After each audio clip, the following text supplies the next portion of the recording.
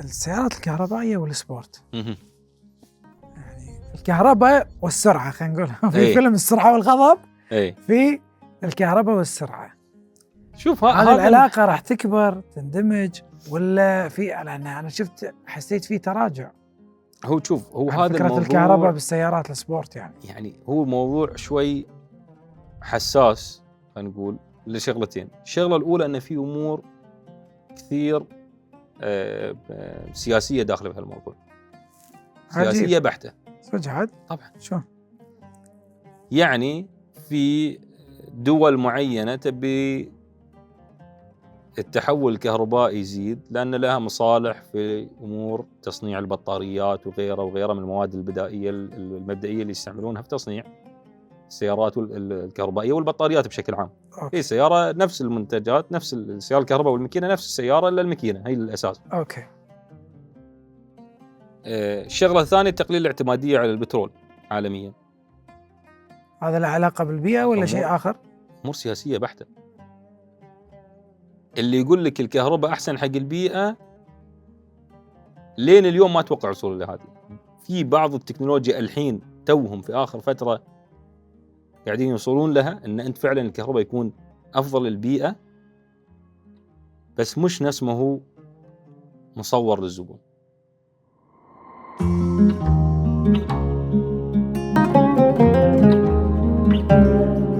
حياك الله يا أبو محمد، نورتنا. يسلمك أبو محمد الله يسلمك. اليوم حوار أنا يعني أنا ودي أفهم فيه، ودي أتعلم فيه، ودي أسمع قصته. يعني ما عمري التقيت بوكيل وسألته عن موضوع الوكالة. يعني أعرف وكلاء سيارات بالخليج، بس عمري ما سألته عن البدايات. ما البدايات أنا من عرفته وهو وكيل. هو وكيل صار له يمكن 50 سنه 60 سنه ما شاء الله. أو أبوه كان وكيل أو يده مم. فما أدري أنا يعني شنو قصة الوكالات وشلون تجي وكذا. وأنت لأنك ما شاء الله ماخذ الوكالة تعتبر جديدة صح. في الدوحة، هي كانت موجودة صح. بعدين طلعت من الوكيل. بعدين أنت ما شاء الله عليك أخذتها وعندك شغف مش طبيعي في ماكلارن نفسها. صحيح. أنا ودي أعرف يعني شنو سر هالحب في ماكلارن في وجود العديد من السيارات، خصوصا أنه يعني العادة تسمع واحد من عشاق فراري، واحد من عشاق بورشه، واحد من عشاق لامبورغيني. ماكلارن طبعا سيارة معروفة بقوتها وهندستها، هذا شيء لا غبار عليه يعني. حتى قوتها تقريبا هي من أقوى إن لم تكن أقوى سيارة موجودة. صح. تاريخها حافل. بس ما شفت واحد يعني مغرم فيها بالطريقة اللي أنت شو السالفة؟ شو السر؟ والله يسلمك. يعني القصة هنقول أول ماكلارن شفتها كانت تقريبا في سنة 2011 2012، كانت أول واحدة في قطر. حلو. رايح المدرسة مع السايق. زين. وإحنا واقفين على الإشارة والسيارة كانت واقفة على الإشارة جنبنا، وأول موديل يطلع من ماكلارن. طبعا أنا ما أعرف شنو هو الماكلارن ذاك الوقت، لأن الحين توني أسمع عنها أن ماكلارن تدخل في عالم السيارات من جديد وتنتج سيارة شارع وكذا. يعني مثل أي واحد من الشباب يحب يسمع عن أخبار السيارات وشنو السيارات اللي موجودة. وقتها هي معروفة أكثر فورمولا، ما فورمولا مش سيارات. طبعا كانت يعني في الفورمولا كانت هي من التوب، يعني من أفضل الشركات في الفورمولا 1. وإلى اليوم ما شاء الله الحين رجعوا إلى الساحة بشكل يعني جدا جدا قوي. وحاليا السنة الجاية بيحاولون يكررون شغلة أو إنجاز ما في ولا شركة في العالم حققتها إلى اليوم، وماكلارن حققتها قبل والحين تبي تعيد تحقيقه مرة ثانية. ومن أيامها اليوم حققوها أول مرة حسب علمي كانت في التسعينات، اللي يسمونها التريبل كراون. إلى اليوم ما في ولا مصنع في العالم حقق هذا الإنجاز، اللي هو الفوز في 3 سباقات، منها الليمون، سباق الليمون ال 24 اور طبعا، والفورمولا 1 والاندي 500 كلهم مع بعض. تحصل عليهم على اللقب كلهم مع بعض في نفس السنة. أنا مرة قرأت أنهم مشاركين في 16 بطولة، فازوا 15 منها. مش عارف الآلية بسنة هم إنجازاتهم واحدة. شوف تبي صدق إنجازاتهم في السباقات ما في مصنع اليوم يعني يقدر يضاهي مكلارن في انجازاتهم زين راح نرجع على انجازاتها الحين. خلنا بالاشاره اللي احنا واقفين فيها الاشاره. سيارات نرجع حق ثانية. القصه المهمه. زين. فطبعا انا قاعد السياره مع السايق، وهذه السياره يعني جذبتني صراحه. السياره شكلها مختلف، لها حضور مختلف. شو كان لونها؟ كان لونها اسود. اوكي. وبالصدفه اكتشفت بعدها تقريبا يمكن 7 سنين 8 سنين هذه السياره سياره اخو واحد من ربعي معاي في المدرسه نفسها اللي كنت رايح لها. اوكي. ولا جاء في بالي اني اسال ولا اسولف عن هذه السياره، لكن هي كانت سياره اخو واحد من الاصدقاء العزيزين في المدرسه. لكن كانت السياره يعني ملفته بشكل مختلف غير عن الفراري، مع ان كنا نشوف الفراري في الشارع واللامبورجيني وغيره. تذكر فئتها ولا ما تذكر؟ اي هذه اللي كانت MP4 12C. يعني استلمت انت الحين الليسن. اول سياره شنو؟ يعني كان ولا مستلم سياره قبل الليسن؟ لا هاي بعد. في كان بعض الامور يعني خلينا نقول اللي صارت بالصدفه، ما كان مخطط. يعني ما كان في تخطيط لموضوع المكلارن انها تدخل في حياتي، اصلا ما كانت موجوده، لانه يعني الوالد والوالده يعني السيارات السريعه وخطر وكذا ومن هالامور، فما كان مخطط انه اصلا يكون في سيارات سبورت في العائله اصلا بشكل عام ترى. اوكي. لكن اللي صار انه كان في مزاد خيري سنه 2000 ونهايه 2014 حسب ما اذكر. هذا المزاد الخيري كان الوالد مشارك فيه، وقال لي جاسم تعال معي. تعال المزاد. اوكي شنو هو المزاد؟ طبعا انا كنت صغير ذاك الوقت لحن ما عندي الليسن، يعني قريب اخذ الليسن كنت. يعني عمرك 17 16؟ كان عمري 15 قول 15 اوكي. او 2014 كان عمري تقريبا 15 سنه. حلو. 15 و 16. المهم فرحنا المزاد الخيري، وكان الهدف من المشاركه في المزاد يعني دعم الخير. هذا كان الهدف الاول والاخير حق الوالد. يبي يعني كان في مزاد خيري يبي يشارك فيه كتبرعات. حلو. فالمزاد كان عباره عن مزاد سيارات لكن مزاد خيري. احنا طبعا يمكن في ذاك الوقت ما كانت وضحت لنا الصوره 100%، لكن عقب اكتشفنا يعني بعض الامور. لكن الفكره كانت ان وكالات السيارات تقدم هذه السيارات في المزاد بسعر مخفض زين، وتبيعها في المزاد، والربحيه اللي تطلعها من السيارات تروح للخير. اوكي. حلو. فهذا المزاد كان هو المزاد اللي خلانا ندخل في عالم السيارات الرياضيه، لان من ضمن السيارات كانت سياره مكلارن في المزاد معروضه. اوكي. نفس الفئه نفس السياره؟ نفس الفئه نفس السياره اللي انا كنت شايفها على الاشاره قبل. نفسها بالضبط. هي نفسها يعني مو يعني نفس الموديل. لا نفس الموديل أوكي. بالضبط. أوكي. يعني نفس الموديل 12C هي نزلت في 2010 11 او 12. اوكي. واستمرت من 12 13 14 لين 14. احنا شريناها كانت في 2014. حلو. وسياره الوالد قال خلاص اشتروا السياره، وعقب بيعوها، والمبلغ اللي بعد اللي ينباع من السيارات يرجع للخير. اوكي. هذه كانت النية. يعني ما راح تستخدم، ما يستخدم. كانت على اساس انها ما راح تستخدم. لما شريناهم كان على اساس ان هذه السيارات كان في شرينا بعض السيارات حق البيت، يعني سيارات BMW وغيرها حق الاستعمال، لكن كان في سيارتين سبورت، واحده منهم لامبورجيني سيستو لامنتو اللي هي واحده من اصل 20 سياره في العالم ما شاء الله، والثانيه كانت المكلارن. والاثنين كان مقرر ان هذول السيارتين بينباعون بعد ما شريناهم من المزاد، نبيعهم ونرد نتبرع بالمبلغ. ليش؟ لان الوالد كان نيته انه يتبرع بالمبلغ كامل. فيوم اكتشف ان التبرع هو فقط الربح، نسبة الربح هي التبرع صح. ايوه، مش المبلغ كامل. يعني اذا شريت السيارة خلينا نقول ب1,000,000، الوكيل حاسب على المزاد السيارة خلينا نقول ب800,000، وانت شريتها ب1,000,000، ف200,000 هي اللي حق الخير. اي فالوالد هني خلينا نقول شوي زعل لما اكتشف ان هذه المبالغ مش كلها بتروح يعني حق الدين، حق عمل خيري. اي حق العمل الخيري. فراح قال خلاص احنا بنبيع السيارات واللي بيجي من السيارات ونتبرع فلوس، نرجع نتبرع فيها. اي الله يجزاه خير. فبدينا في البروسيس على قولتهم، الخطة ان نبيع وكذا. بعدين يعني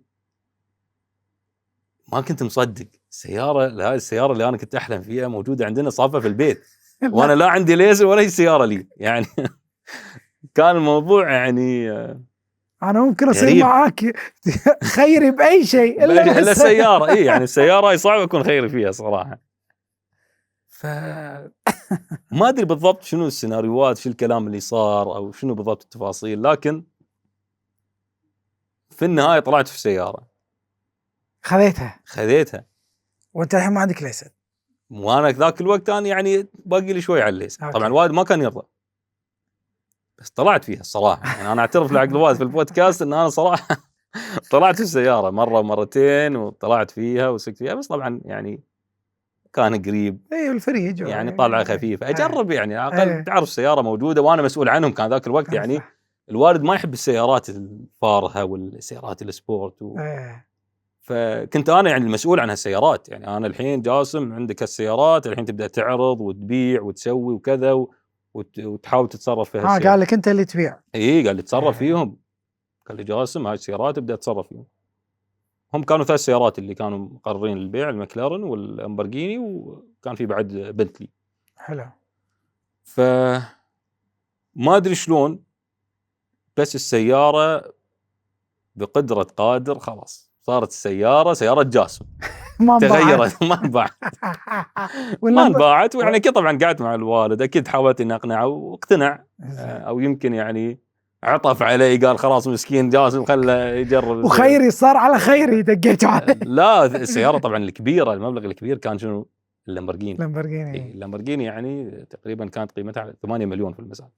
ما شاء الله. وبعدها انباعت وبعناها بقيمه الحمد لله اعلى من هذه القيمه. ما شاء الله الحمد لله رب العالمين. طلعت فلوسه وفلوس المكلارن. وفلوس المكلارن كانت فري باكج مثل ما يقولون. اي ومن بعدها بدات القصه لا بس انت اكيد جربت اللامبورجيني، جربت المكلارن هالايام. اي شوف اللامبورجيني كانت شيء ثاني. اللامبورجيني سيستو إليمنتو كانت مش سياره عاديه، يعني كانت هذه سياره تجريبيه للمصنع، تقدر تقول فيها دراسه عن الكربون فايبر. كانت سياره بالكامل الشاصي والبدي وكل شيء فيها كربون فايبر مصنوع. السياره كانت عباره عن سياره خاصه بالحلبات فقط، غير مرخصه للشارع. غير مرخصه للشارع. طبعا في لها لوح، يعني في الدوحه كانت مرخصه كمرور، يعني لها استماره ولها لوح وكل شيء، لكن المصنع ما كان بايعها على هالاساس. كان على اساس ان هذه السياره ما تسجل في الشارع، فقط الحلبات. اوكي. لكن احنا سجلناها وطلعنا فيها لفه. بعد طلعنا فيها لفه قبل يعني لازم الواحد يجرب على الاقل، يعني لفه عند الفريج وهاي، وجربنا وصورنا وشفنا وخليناها ذكرى يعني لين اليوم. فكانت شيء ثاني. لكن المكلارن اللي كان حلو فيها ان هي كانت سياره تجمع بين البرفورمانس او الاداء والراحه في نفس الوقت، الشكل المميز خلينا نقول في الشارع. شكل خارجي. اي شكل الخارجي مميز وكذا. من داخل كانت تكنيكال، تحس ان انت مختبر. اغلب الصانعين منهم اللامبورجيني والفراري وغيرهم اساسا يصنعون سيارات للشارع، مش سيارات سباق في الاساس في بدايتهم. حتى اللامبورجيني بدايته كان يسوي شاحنه اللي هي مالت الزراعه، تراكتور. هاي ترى اللامبورجيني هاي بدايتهم. صح. وبعدين انتقلوا الى صناعه سيارات السباق ويشاركون في السباقات وغيرها. فهذه طبعا ميزه، هذه ميزه كبيره عند مكلارن، انهم عندهم تقدم علمي وتقدم تكنولوجي كبير جدا. يعني السيارات اليوم بس وقتها انت يعني متى استوعبت هالشيء؟ وانت عمرك 18 سنه ولا لا؟ طبعا انا متاخرا استوعبت الستوري القصه كامله لمكلارن. لا انا الصراحه كنت يعني احب ابحث واحب اثقف نفسي. حلو. حتى وانا صغير، من عمري مش حتى 18، انا اتكلم من عمري يمكن 10 سنين و11 سنه قبل حتى. كنت اذكر الوالده الله يحفظها كانت تسميه المخترع الصغير. يعني كنت في البيت قبل وانا صغير، الوالد يشتري لي سياره ريموت، السياره هذه اللي نلعب فيها في الحوش. وعندنا في البيت كاميرا مع شاشه وايرلس مع كاميرا مراقبه صغيره حق اليهال، ولا ما ادري كان شنو استعمالها. انا اروح اخترع، لازم اسوي اختراع، اكسر السياره افككها واركب عليها الكاميرا وبعدين اروح من مكان اني ما اشوف السياره بس اسوق السياره، انه بالكاميرا اقدر اسوق السياره. فكان في اختراعات وفي اختراعات ثانيه، سوينا اشياء مع ولد الجيران صديقنا ركان، سوينا اشياء عجيبه وغريبه يعني. بس الفكره انك دائما احب اخترع، احب اثقف نفسي، احب اعرف في الاشياء اللي حولي، اقرا معلومات، اشوف فيديوهات يوتيوب، اقرا في المنتديات اللي موجوده برا. فكنت لا يعني كنت منغمس في السيارات. يعني انا قبل ما اقنع الوالد ان انا ليش ابي المكلارن انا مسوي عليها ريسيرش، وليش والسيفتي اللي فيها وكذا، والسياره كذا، ومو باستعمالها بس حق السباق، واستعمالها حق كذا وكذا وكذا. فكان عندي بنك من المعلومات خلينا نقول عن المكلارن. وكنت يعني بديت يعني فعلا يعني احب السياره وانتمي لهالبراند بشكل مباشر. اوكي، بس يعني الحين الفتره اللي انت اللحظه اللي جربت فيها السياره يعني هي لحظه الولع الصجيه، ولا في لحظه، ولا يوم شفتها قبل، ولا باثناء السيرش، ولا متى اللي هو مثل ما خلاص هذه سيارتي رقم واحد انا احبها؟ هذه هي صارت طبقات. يعني اول شيء يوم شفتها كان الحلم، احلم فيها. حب من اول نظره، الحب من اول نظره. يعني حلمت في السياره انه اوف، يعني هاي السياره تخيل ان تكون عندي هالسياره. حلو. بعدها يوم في المزاد تطور الحلم الى حلم تقدر توصل له. حلو. حلم قريب عن الواقع، بالجراج في البيت يعني.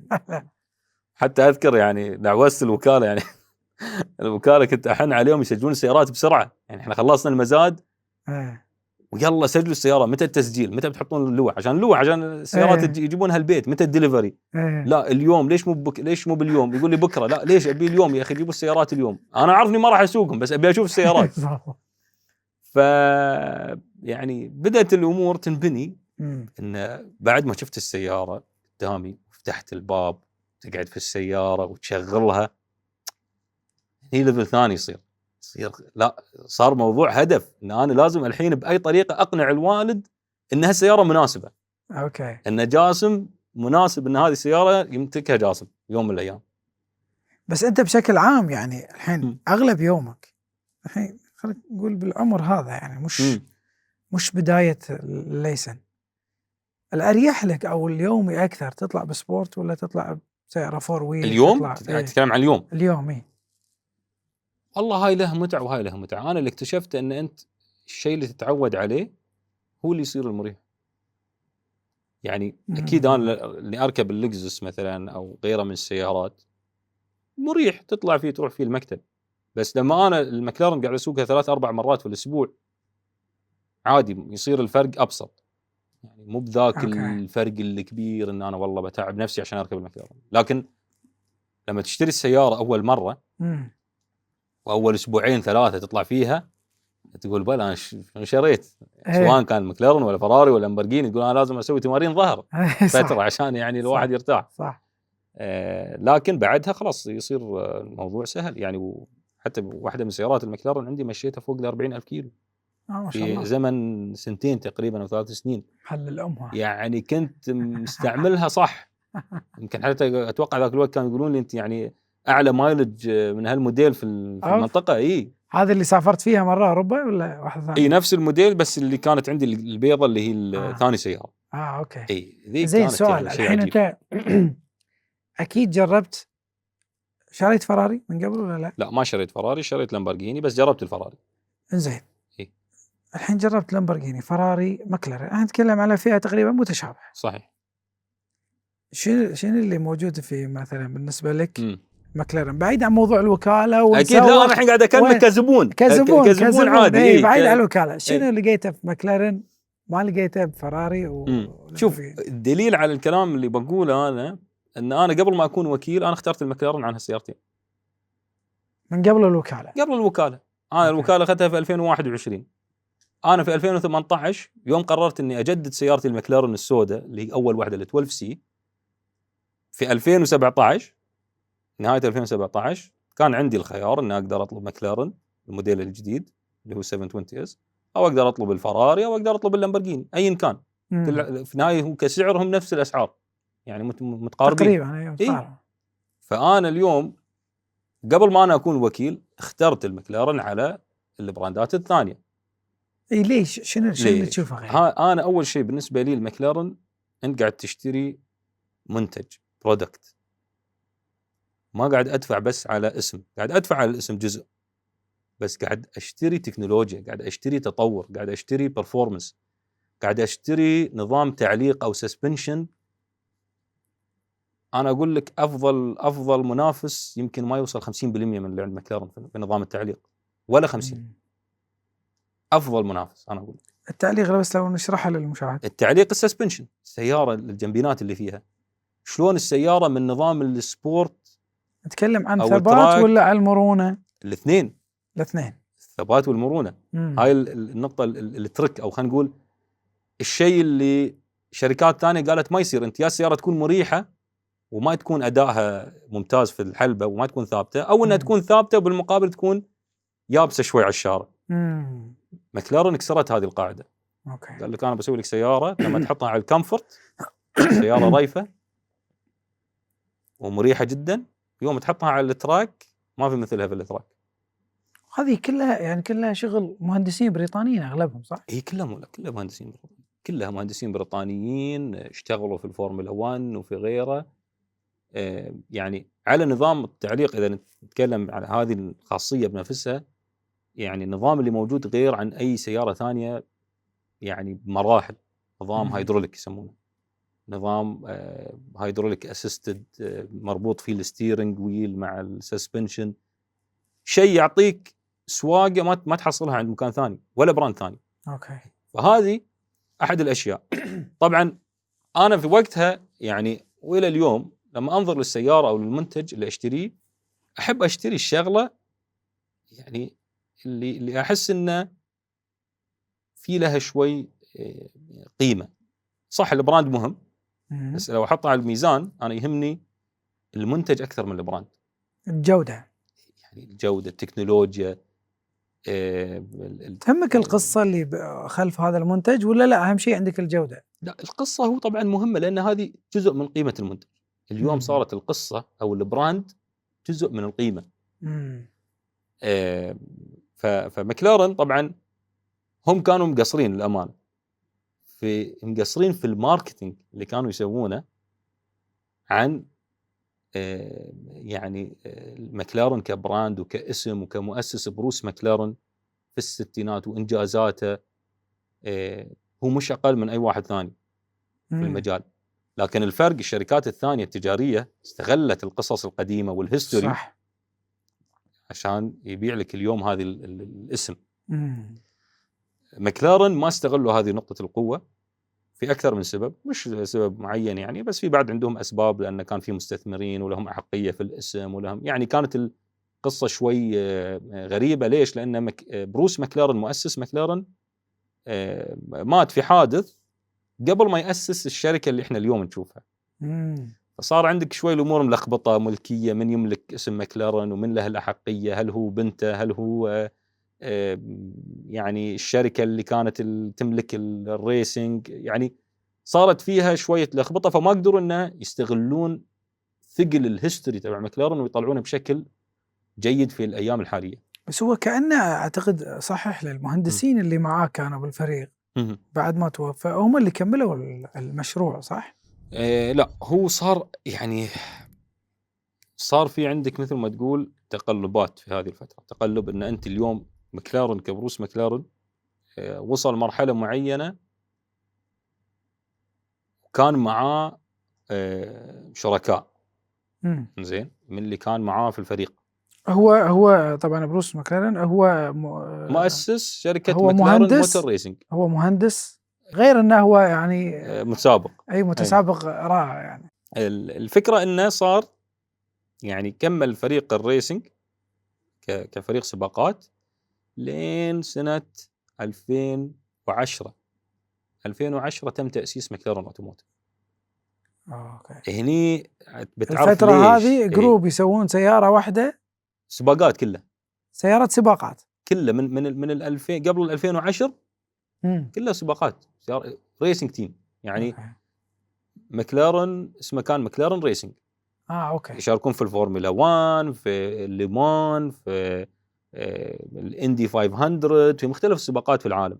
حلو. وكانوا من اقوى الافرقه الى اليوم كانجازات، يعني حتى لو تروح تزور المصنع اليوم عندهم يمكن على مد النظر تشوف كل الكؤوس اللي ما شاء الله يمتلكوها. هي اصلا حتى كشركه كأن شركه السيارات اللي تنباع كسيارات بالشوارع ملكيتها مفصوله شويه عن الريسنج، صح؟ اي صحيح، هم شركتين مختلفين يعني. في عندك مكلارن ريسنج اللي تسابق، وعندك مكلارن اوتوموتيف اللي هي تصنع السيارات. وفي بينهم تعاون. لكن هم شركات مستقله. الحين في الفتره الاخيره اللي مرت صار شوي خلينا نقول استحواذ من مستثمر واحد الى 100% من اللي هي مكلارن اوتوموتيف لسيارات الشارع، واستحوذ الى جزء من الريسنج، فصار في تعاون افضل. اي هو شركه اماراتيه هولدنج اللي حاليا تملك الاوتوموتيف، الاوتوموتيف فقط، وجزء ملكت من الريسنج، شرت جزء من الريسنج. والريسنج لا زال في ايضا شركه بحرينيه، في جهاز البحرين اللي هو يسمونه جهاز الاستثمارات البحرينيه ولا لا اسم له اسم ثاني، شركه ثانيه له اسم ثاني، لكن هو اللي هو خلينا نقول جهاز الاستثمار اللي تابع للحكومه البحرينيه. هو اللي كانه ممتلكات صحيح، ممتلكات. نعم، هم يملكون تقريبا نسبه جيده من في الريسنج وكانوا يملكون نسبه كبيره من الاوتوموتيف، لين ما شركه سي واي في ان اللي هي تابعه حق الامارات، صندوق الاستثمار اللي في ابو ظبي، استحوذوا على مكلارن اوتوموتيف وضخوا فيها المبالغ على اساس ان الشركه ترجع تطور من جديد وتبني خلينا نقول الجاب اللي صار في اخر 5 سنين. طيب محمد، شنو دقة ان البحرين انقذوا مكلارن؟ يعني انقذوها ايام الازمه الاقتصاديه 2008. بعدها جت كورونا. كانت ايام صعبه، وهذه شركه يعني السيوله فيها مو سهله نفس السيارات الرخيصه اللي تنباع بعدد كبير. فواجد قال لك قالوا ان البحرين هي اللي انقذت مكلارن. فهو كان لابد من هذه الامور، ولابد من ان الواحد يضحي في فتره الكورونا. فتره الكورونا كانت صعبه جدا على الكل. حتى انا اذكر كان مصنع مكلارن دخل في صناعه اجهزه طبيه فتره معينه عشان عشان يستغلون المصنع. كان في اجهزه معينه فتره معينه تم تجميعها في مصنع مكلارن في ايام الكورونا كنوع من تنويع الدخل، وكنوع من يعني استغلال الاماكن اللي موجوده. عندك مبنى وعندك مصنع وعندك هذه الاشياء كلها. صناعه السيارات واقفه، صح، وتحتاج تحتاج شيء مصدر دخل اخر يعني. بالضبط. فهذه كان احد الاشياء اللي احنا سمعناها. كان طلعوا لنا امراي سريع ب5 دقائق تخلص. والله هاي خوش اختراع. انزين، اسمع ان اليوم الدخول الاماراتي في مكلارن نقلها نقله نوعيه ثانيه، بس ما حد مستشعر هذه النقله اللي جايه. شنو مدى دقة هذا الكلام؟ شوف، هو أول شيء يعني أن اللي جاي شيء كبير في مكلارن، تحول كبير في مكلارن. هو شوف، أول شغلة يعني للتوضيح، هي الشركة اليوم مثل أي شركة ثانية. يمكن هذه الناس، يمكن احنا نتكلم عن موضوع الاستثمار والبحرين والإمارات وكذا، يمكن الناس ما عندهم نظرة إلى هذا الموضوع، لكن أغلب الشركات العالمية فيها استثمارات من مختلف دول العالم. صح. مثل فولكس واجن مثلا، الشركة العريقة الكبيرة، قطر تستحوذ على جزء منها، تملك جزء منها كفولكس واجن جروب.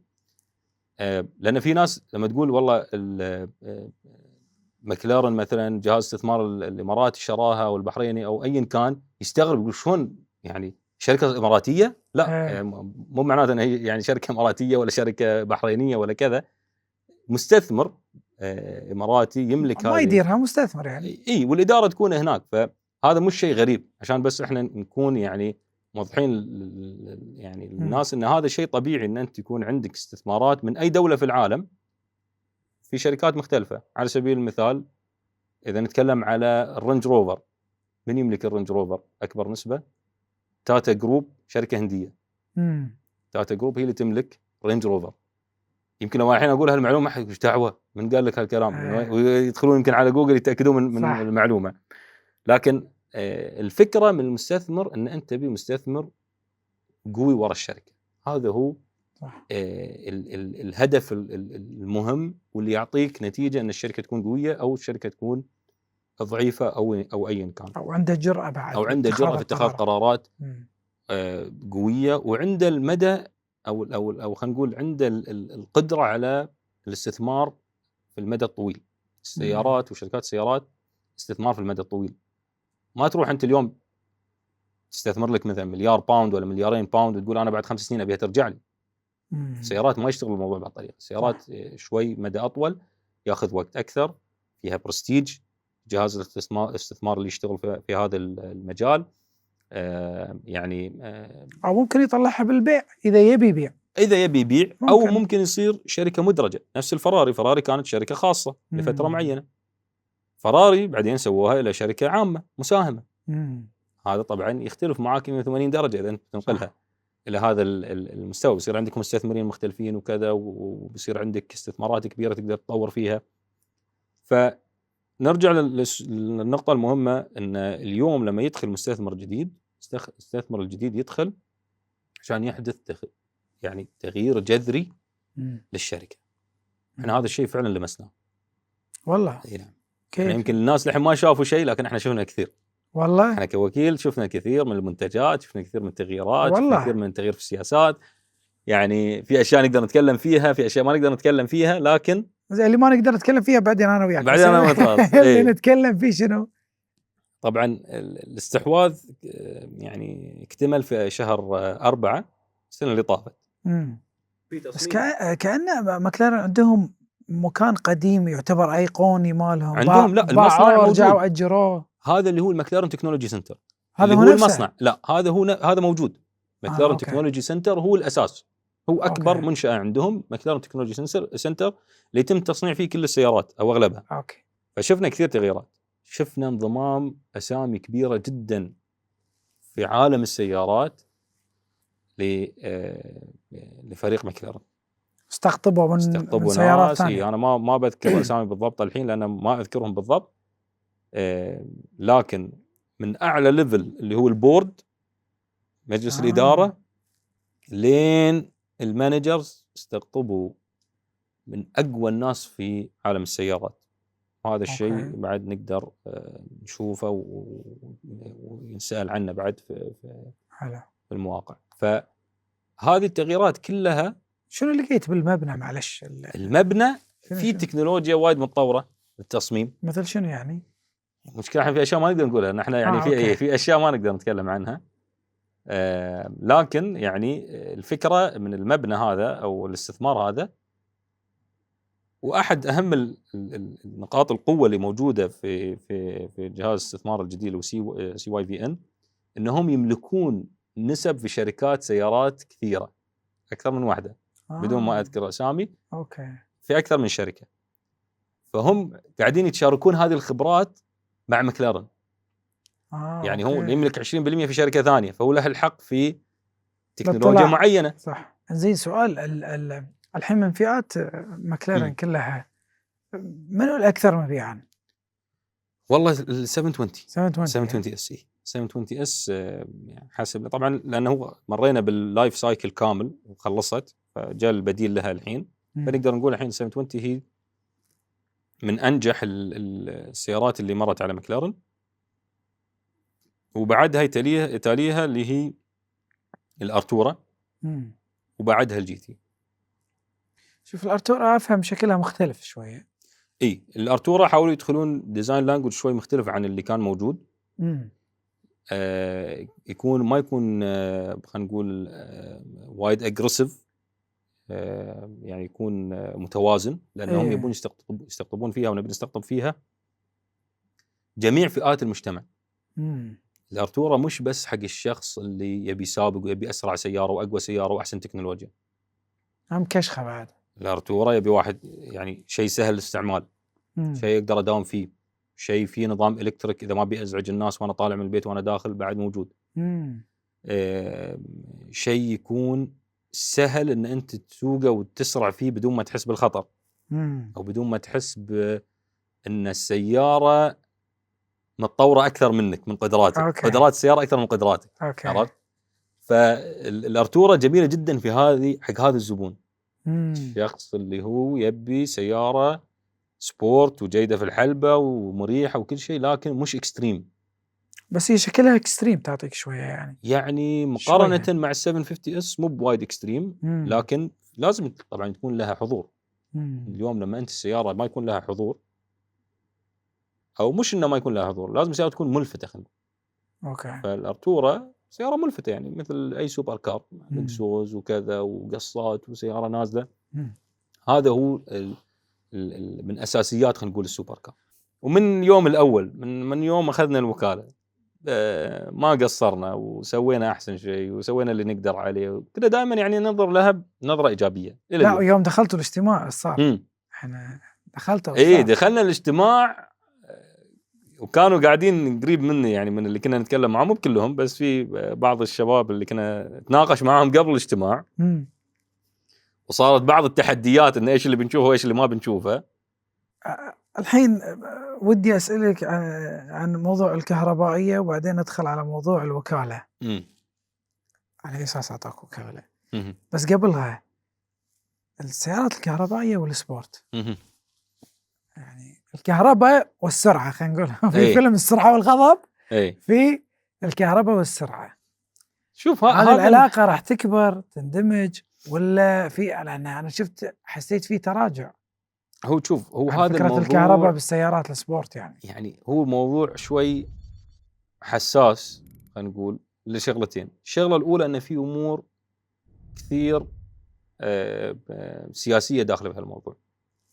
سياسيه بحته. صدق طبعا. شو يعني في دول معينه تبي التحول الكهربائي يزيد لأن لها مصالح في أمور تصنيع البطاريات وغيرها من المواد البدائية المبدئية اللي يستعملونها في تصنيع السيارات الكهربائية والبطاريات بشكل عام. هي سيارة نفس المنتجات، نفس السيارة الكهرباء والماكينة نفس السيارة إلا الماكينة هي الأساس. الشغلة الثانية تقليل الاعتمادية على البترول عالميا. هذا له علاقة بالبيئة ولا شيء آخر؟ أمور سياسية بحتة. اللي يقول لك الكهرباء أحسن حق البيئة لين اليوم ما أتوقع وصول لهذه. في بعض التكنولوجيا الحين توهم في آخر فترة قاعدين يوصلون لها إن أنت فعلا الكهرباء يكون أفضل للبيئة بس مش نفس ما هو مصور للزبون. وضح لي أكثر. يعني أنت اليوم عشان تصنع هذه البطارية، بطارية السيارة مرحلة الصناعة فيها ضرر، فيها ضرر وايد أكبر من تصنيع الماكينة. فأنت شلون تقيسها؟ أنت عشان تصنع السيارة من ألف إلى الياء وتستعملها 5 سنين خلينا نقول. استعمال السيارة مثلا خلينا نقول إذا 5 سنين لين ما تبدل البطارية ولا 10 سنين. مقارنة مع استعمال السيارة البترول لنفس المدة.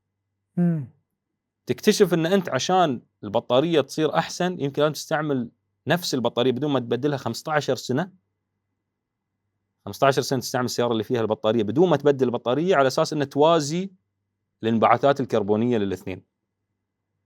طبعا هذه أنا المعلومة يمكن قريت عنها قبل 2 سنين. الحين اليوم شو اللي تغير بالضبط ببحث عنه بعد هالبودكاست وبعطيك الابديت. اوكي. اي لكن يعني موضوع مش خلينا نقول 100% موضوع بيئي.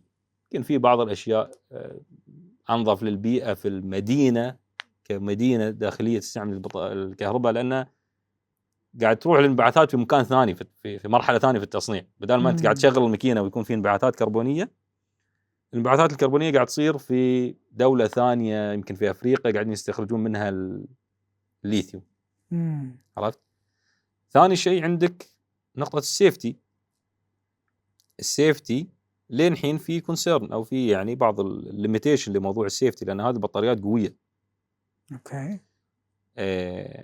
ففي بعض الليميتيشن لهذه الامور. هو مش موضوع مثل ما احنا قاعدين نشوفه انه والله لأن البطارية بالسيارة البطارية الرياضية راح تكون قوتها خطيرة يعني يعني أو ما لها يعني ما وصلوا لمرحلة من الأمان مثل الأمان اللي موجود في المكاين التقليدية. هذه احد الاسباب، لكن السبب الاساسي كسيارات رياضيه ان انت اليوم كصاحب سياره رياضيه ما تدور فقط على القوه. اكبر دليل على هالشيء شنو؟ شنو؟ لامبورجيني. انا لامبورجيني بالنسبه لي كسواقه، لما يعني فتره امتلكت اللامبورجيني، كسواقه في اللفات وكذا ما فيها اداء، ما فيها اداء. اي حد يجادلني في هالكلام ما يعرف شيء في السيارات، مع احترامي له. كلام وكيل ولا كلام لا، زبون؟ كلام زبون. انا قبل ما اكون عندي الوكاله في 2000 كان عندي اللامبورجيني أوكي. افنتادور اس في، بعد اس في اللي هي تعتبر خاصه للحلبات يعني، أوكي. لكن كنت استمتع فيها بشكل كبير. شوف ادائها باقل. شو اللي كان يعوضني عن الاداء في السواقه؟ الماكينه، صوت الماكينه 12 سلندر. عرفت؟ هاي الشيء له يعني فعلا له متعه خاصه. اي لا الصوت غير إيه؟ مال 12 سلندر غير. يعني هذا هو. فانت اليوم تجيني تقول لي والله الماكينه الكهربائيه والسياره سبورت الكهربائيه فيها 2000 حصان. زين انا اسف، بس 2000 حصان بدون صوت ماكينه انا ما ابيها. ما تعني لي شيء هال 2000 حصان، ما لها معنى. زين الثمانية سلندر و12 سلندر كل الناس تبي صوت 12 سلندر، بس شو الفرق؟ انزين شوف انت يعني مهندس صوت يشرح لنا ولا هو شوف لا ليش يحبون 12 سلندر؟ ليش صوته غير؟ الصوت 12 سلندر غير لاكثر من سبب طبعا، ويعني احتراق المحرك 12 سلندر و8 سلندر، قصه الماكينه، اوكي كلها تاثر في الصوت. لكن الاهم ليش المصنعين بدوا يتوجهون على الثمانية سلندر؟ او مكلارن مثلا، مكلارن من يومها شو اسمه 8 سلندر، يومها الحديث من 2010 هي 8 سلندر توين تيربو اغلب السيارات، الا الارتورا راحوا على 6 سلندر، صغروا الماكينه. يمكن اخف على وزن السياره. اخف بالضبط. انت اليوم عشان تطلع 700 حصان من محرك 12 سلندر الوزن بيكون اكثر من 700 حصان على ماكينه V8 توين تيربو. ففي نوع من الوزن، حفاظ على الوزن. غير الوزن، الماكينه لما تكون شوي اصغر المصنع يقدر يحطها في مكان معين انزل، على اساس انه يكون متوسط الوزن في السياره في الجهه السفليه للسياره. هذا يساعد في الاداء. هذا طبعا احنا ندخل على موضوع تكنيكال، على موضوع تقني، انه ليش يساعد انا في الاداء اي اداء بالضبط؟ السرعه ولا التوازن ولا شنو؟ التوازن واللف وغيره، لان انت دائما الماكينه تنزلها قد ما تقدر وتبي تقربها من الوسط. الماكينه هي احد اثقل القطع في السياره. صح. كل ما تخليها في الوسط وتحت كل ما كان اداء السياره وسواقتها افضل. يسمونه الويت ديستريبيوشن، توزيع الوزن من الامام الى الخلف. الكل يبي يوصل الى 50-50، يحاولون يوصلون الى 50% 50% توزيع الوزن. اوكي. عشان تسوي هالشيء لازم الماكينه شوي تقربها عن النص. زين انا طول الماكينه 8 سلندر هالكثر، ال 12 سلندر هالطول، فبكل الحالات لانها طويله بتضطر ان انت يكون في وزن اكثر، يعني ما يتوزع بالطريقه اللي انت بيها بشكل يعني مثالي خلينا نقول. لكن بعد انا ارجع واقول ال 12 سلندر له قيمته وله يعني له طعمه. اي والمكلارن الاف 1 اللي اقول لك عنها هذه اللي صار قيمتها اليوم 100 مليون ريال، هذه يمكن 12 سلندر. اوكي. صنعت متى؟ في التسعينات. بالنسبه حق مكلارن اليوم افضل تكنولوجيا واللي وصلوا لهم اليوم ما تحتاج 12 سلندر. يعني ليش؟ مكلارن هم بالنسبه لهم يفكر في الاداء، فيروح على 8، فيروح على 8 توين تيربو. هذا هو افضل شيء واصلين لنا الحين، انه يوازن بين الصوت والاداء والتكنولوجيا، وان الماكينه تعيش عمر طويل وغيره من هذه الاشياء كلها.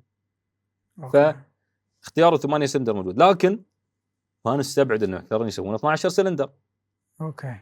يعني منتج مختلف ممكن يناسب ال 12 سلندر. انا المكلارن اليوم عندي مثلا على سبيل المثال عندي 750 اس او السيارات الرياضيه تركيزها كثير على الاداء. زين يمكن مكلارن في السنوات الجايه تبحث انها تدخل في سيارات الجراند تورنج اكثر. سيارات الجراند تورنج يعني سياره هي سريعه في يعني في الخط سريعه ولكن مريحه اكثر، فيها طابع الوناسه اكثر من السيارات اللي هي بيور سبورت. فممكن يقول لك لا هذه السياره انا بحط فيها 12 سلندر لانه يناسبها 12 سلندر، لان الزبون تبع هالسياره او اللي بيشتري هالسياره مش تفكيره بس انا كم الرقم اللي بجيبه في الحلبه، انا ابي طربه ال 12 سلندر، صح. انا ابي كذا، انا ابي كذا، انا ابي كذا. ماشي. انت الحين في غرفتك قاعد، اي مر واحد على الخط فاتح الدريشه، انت اي بتميز انه 12 ولا 8؟ مليون بالمية. زين، شنو الفرق بين الصوتين؟ حاد اكثر، ال 12 سلندر حاد اكثر، نغمته حاده مقارنه مع ال 8 سلندر. وتنطرب انت بالغرفه. اكيد. انا والله دائما المره تقول لي ايش عرفك انها كذا، ولا اقول له اقول له اكون فاتح فيديو مثلا، زين. اقول له ايش رايك هاي اي صوت شنو هاي؟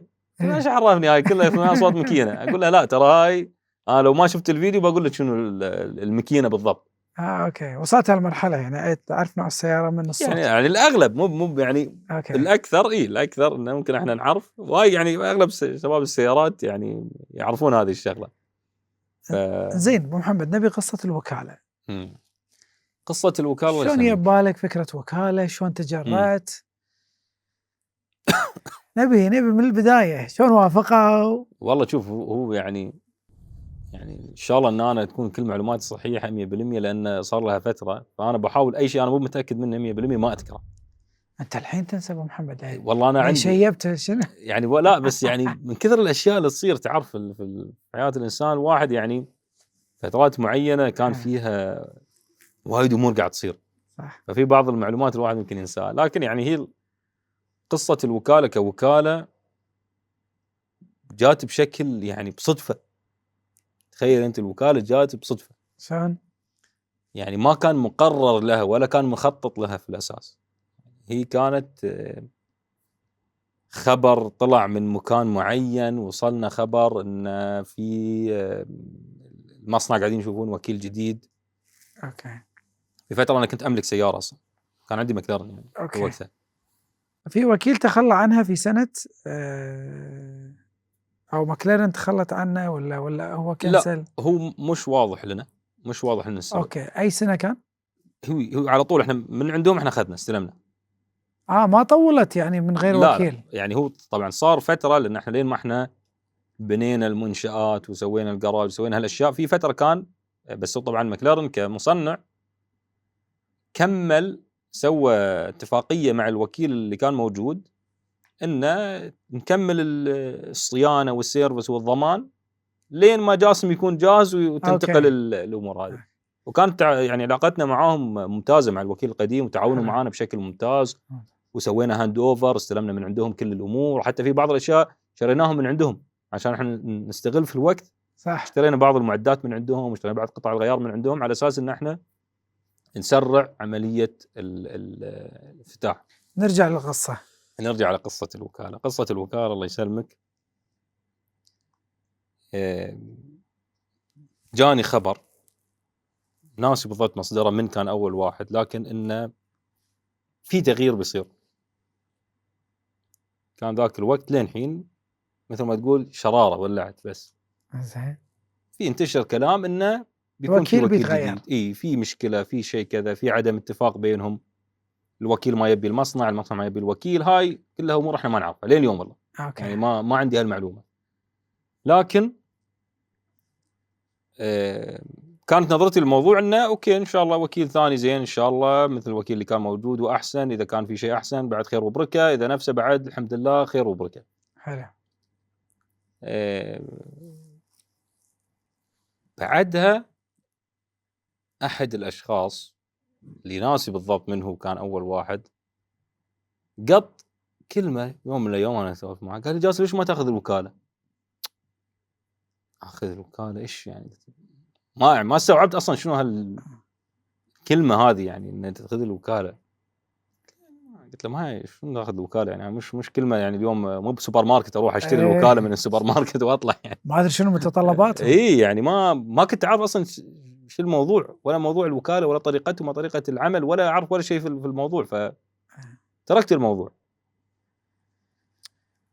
عقب رد انطرح الموضوع مره ثانيه، منو طرحه؟ شخص ثاني. اوكي، بحكم انك تحب المكلارن يعني. اي بحكم اني احب المكلارن. خاف مدزوزين. لا، ناس لهم علاقه في الموضوع. اوكي مدزوزين. لا، ما المشكله ما اقدر، في اشياء ما نقدر نقولها اوكي. في مكان. فعقب يعني استخرت واستشرت وسالت الوالد، سالت كذا وكذا وكذا. طبعا ما كنت قايل حق ولا حد ان انا بسعى في هذا الموضوع ابدا، فقط الوالد والوالده. اوكي، بس اللي تستشيرهم شلون ما يدرون؟ اللي استشيرهم هو الوالد والوالده. الوالده استشيرها بالدعوات، تدعي لي بالتوفيق، والوالده استشيرها من ناحيه البزنس الله يخليهم. وبس، لا غير. اوكي. عقب قلت يعني يلا ليش ما نجرب؟ شنو بخسر؟ طرشت ايميل، طرش ايميل، احنا مهتمين. اوكي ايش بيصير يعني؟ اوكي رد ما رد، قال لي يصير قال لي ما يصير، ما بخسر شيء الحين. بس انت الايميل راح بصفتك شنو؟ بصفة العماد المشاريع. اوكي. شركة العماد المشاريع مهتمة في هذا الموضوع. كان عندنا احد الموظفين، في بعد ما انا استشرت الوالد وقررت ان انا بدخل في هذا الموضوع، قلت حق الموظف تعال انا ابي اسوي 1 2 3 نبي نبدا الكوميونيكيشن. اوكي.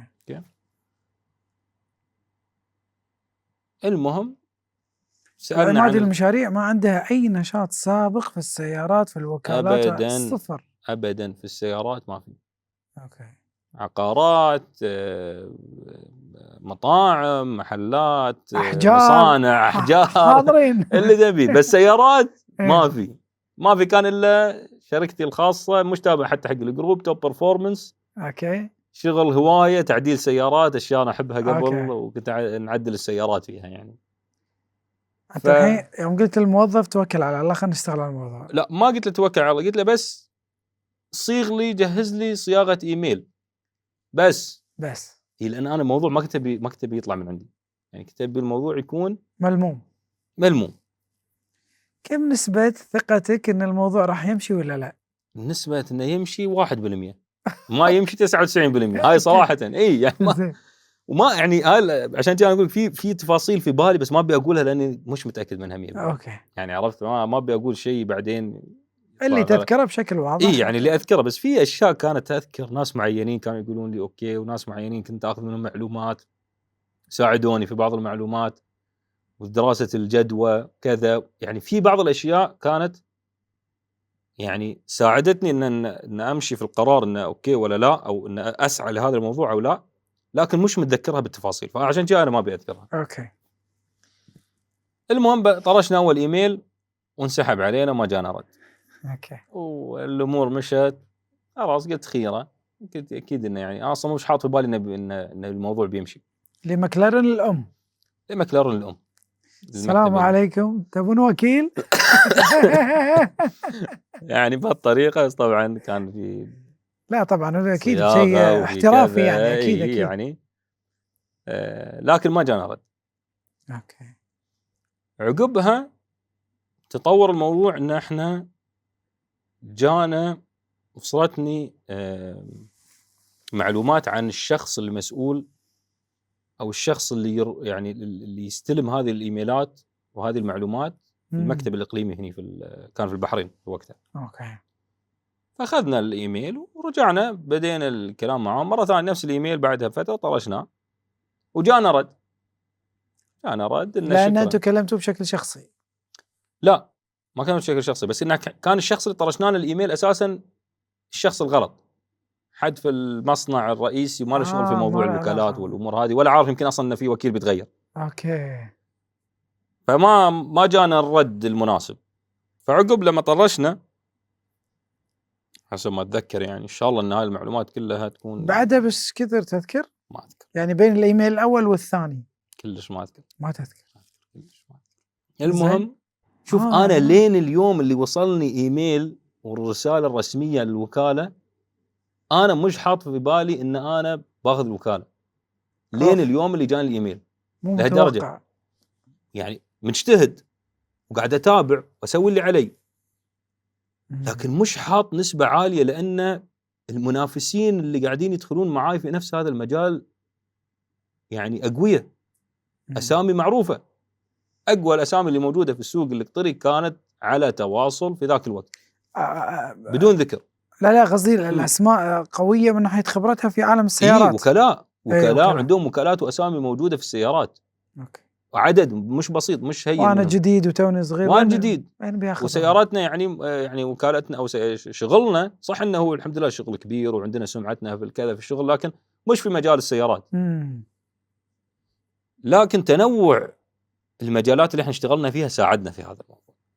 تنوع. لا احنا نرجع الحين. إيه؟ لحظه نرجع للايميل. قالوا لك للايميل. اي ففي الايميل كان من ضمنه احنا ذكرنا لهم شنو تنوع الشركات اللي عندنا، اللي يخدم إنه او يساعد، مش شرط بس حتى يخدم، يساعد على ابراز قوه الشركه في دخول مجالات مختلفه. يعني لما انا اقول انا والله بديت في العقارات، وبعدين دخلت في المصانع، بعدين دخلت في التكنولوجي، بعدين دخلت في الانرجي، بعدين دخلت في المطاعم، بعدين دخلت في الهوسبيتاليتي، بعدين دخلت في كذا، هذا شيء مهم لهم. لأن ما تطرش أنت اليوم عن شركتك أو عن بروفايلك، هذه الأشياء كلها مهمة. مشت الأمور. بعدها بفترة جانا منهم إيميل ثاني. جاني إيميل يطلب منا أنه يعني تفاصيل أكثر. تفاصيل أكثر وكذا وكذا وكذا. وبلشت الرحلة اللي طالت أكثر من سنة، يمكن سنتين، مفاوضات وأسئلة وطاحنا في نص الكورونا في وقتها. أنا نسيت أسأل الوالد شنو كان موقفه من الموضوع؟ والله الوالد أنا طبعا قبل ما أخطي مثل هالخطوة، يعني الوالد هو الشخص الرئيسي اللي أنا يعني بس كان متحمس كثرك ولا لا أنت طبعا؟ لا الوالد ما كان متحمس لأنه ما له كثير في موضوع السيارات. شيء ما أعرفه. يعني الوالد يقول أنا جاسم أنا أحب الرنج بس ما أحب سيارة ثانية، ما أعرف سيارة ثانية غير الرنج. يقول هاي الوالد يعني يحب سيارة معينة، ما دخل يمكن ما أدري، يمكن هو لما معناه أنا أسمع من الجماعة اللي يعني اللي في العائلة إن يوم كان الوالد صغير يعني كان يحب السيارات. زين. كان له أكشنات مع السيارات يعني. أوكي. بس هو ما قاعد يعترف لي فيها. أوكي. لا اليوم ما بيخربك. ما يعني. بس أنا أدري ليش أحب الرينج. لأن تملكها تاتا هندية. والهنود وايد عندهم حرفيين بالأحجار ويحب حرفيين الأحجار. يعني نرجع على الرخام. نرجع على شغل الرخام.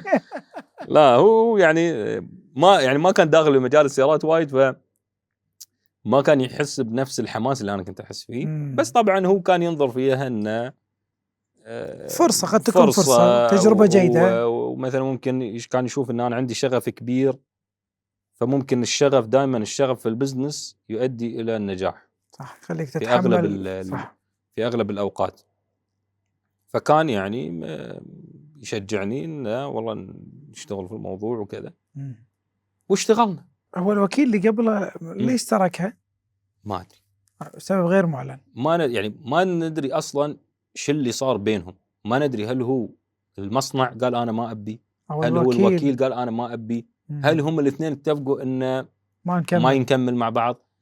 يعني ما عندي أي تفاصيل عن هذه القصة. وهي الأغلب أنها تكون قصة يعني خاصة بينهم. ما راح يشاركونا، لا المصنع بيشارك ولا الوكيل بيشارك يعني. وكل واحد بيقول قصته من طرفه هو. واحد بيقول لك أنا كذا، واحد بيقول لك أنا كذا. فما يعني طيب. ما جاتني المعلومة. لكن لين تقريبا شهر 3 2020. الحين قمت تذكر تواريخ عشان موافقة. اي شهر 3 كان يا 20 ولا 21 2021. زين. 2021 شهر 3 جانا الايميل الرسمي انه اوكي. وين ياك الخبر؟ شو وين كنت؟ ايميل تليفون في البيت. كان ذاك الوقت لحن يعني كورونا ما كانت مخلصه حسب علمي في ذاك الوقت. زين. يعني على اول شيء قلت له الوالد والوالده، ولحن كان الموضوع ترى سري. اوكي. ما كان حد يدري عن الموضوع الا قليل. اوكي. ناس معينين جدا جدا اللي كانوا يعرفون ان انا شغال على الموضوع اصلا.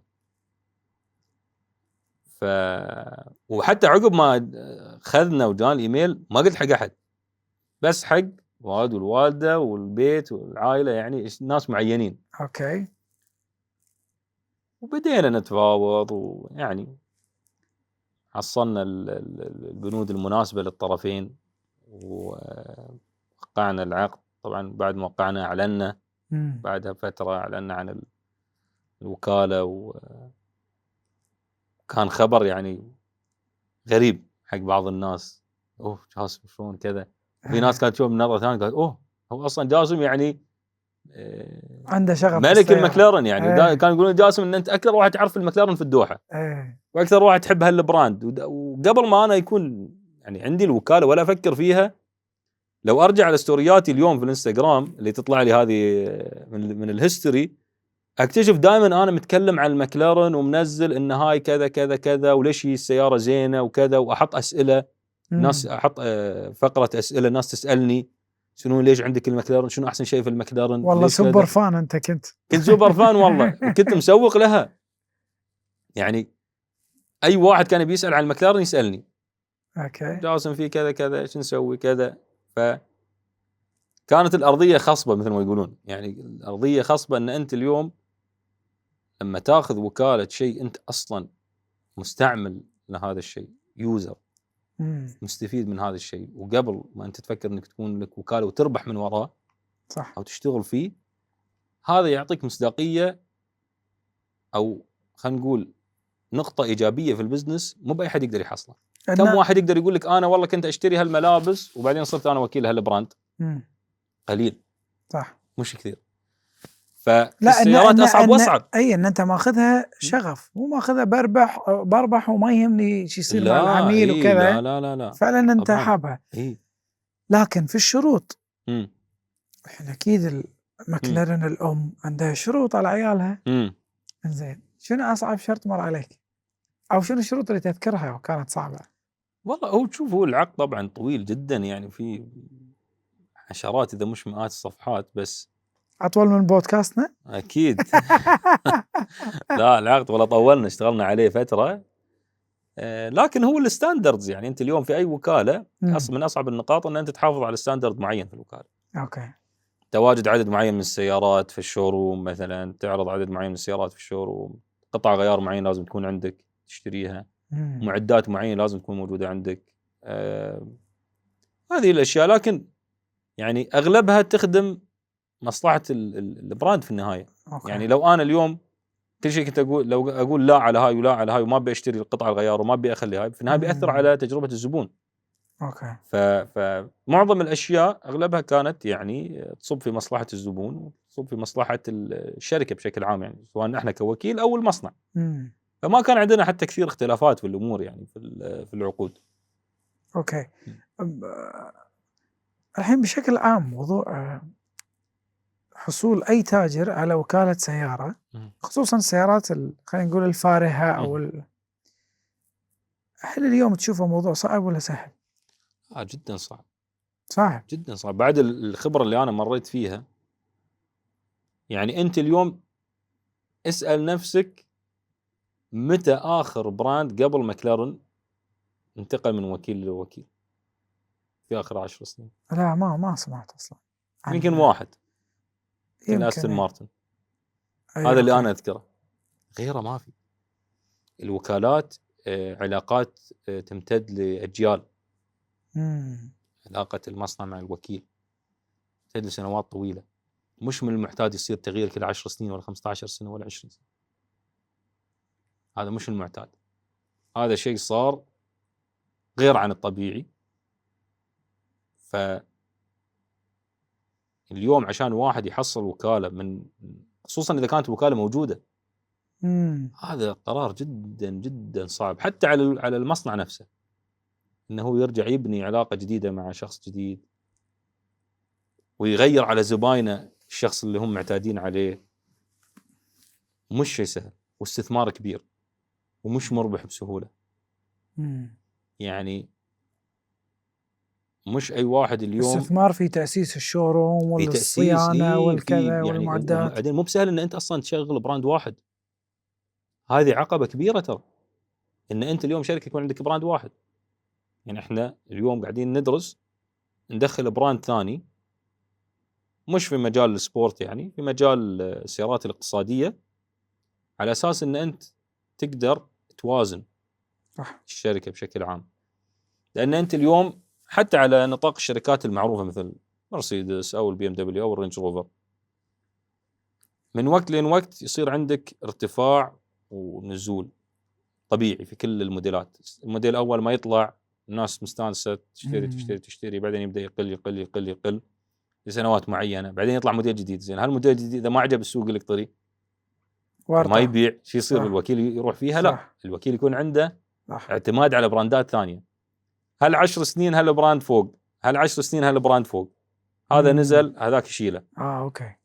فدائما عنده توازن. ليش؟ لان عنده براندين 3 4 يوازن بينهم. صح. المتاح الصيني بس مو بغلط الصين، ممكن تاخذ وكاله سياره صينيه. في شركات صينيه محترمه جدا وجيده في الكواليتي وكبيره وكذا